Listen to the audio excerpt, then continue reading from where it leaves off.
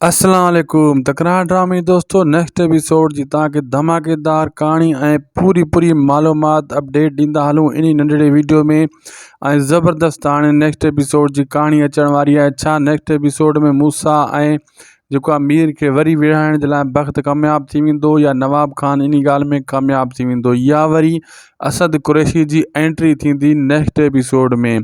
छा थींदो छा न थींदो सॼी कहाणी ॿुधाईंदासीं इन नंढड़े वीडियो में। पहिरियां इन खे पूरो ॾिसो आख़िर ताईं ॾिसो ऐं थी सघे तो दासी टीवी यूट्यूब चैनल के भी ज़रूर सब्सक्राइब कंदा, असांजे पेज के भी फॉलो लाइक शेयर ज़रूर कंदा।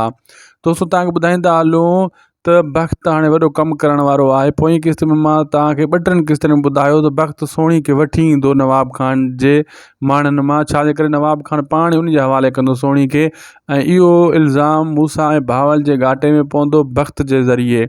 ऐं जॾहिं मीर खे ख़बर पवंदी त भावल वटि आहे सोणी ऐं मूसा अॻे चई छॾियो आहे मीर खे असां जेको आहे न खयों हुओसीं तुंहिंजी भेण खे अगवा न आहे कयो। लेकिन जॾहिं सोणी उतां मिलंदी बाद में त पोइ मीर ऐं मूसा में वरी इख़्तिलाफ़ात शुरू थी वेंदा।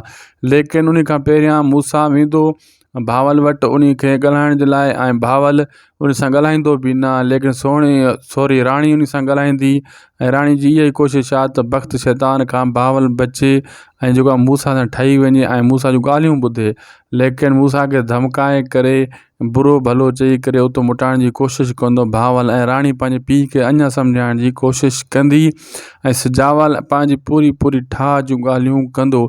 लेकिन नवाब खान जेको पतो उछलायो आहे बख़्त वारो इहो अॻिते हली ॾाढो घाटे में पइजण वारो आहे सभिनी जे लाइ। अंदरूनी खाईंदो रहंदो विढ़ंदो रहंदो। हिते अहिड़े क़िस्म जो शैतान आहे बख़्त। इहो भावल खे हिकिड़े अहिड़े मतिलबु खॾे में उछलाईंदो भावल उतां निकिरी बि न सघंदो। पोइ भावल खे ख़बर पवंदी मूसा सचो हुयो, हीउ जेको बख़्त आहे इहो कमबख़्त आहे, बख़्त न आहे कमबख़्त आहे। ठीकु आहे दोस्तों, ख़ुदा हाफ़िज़।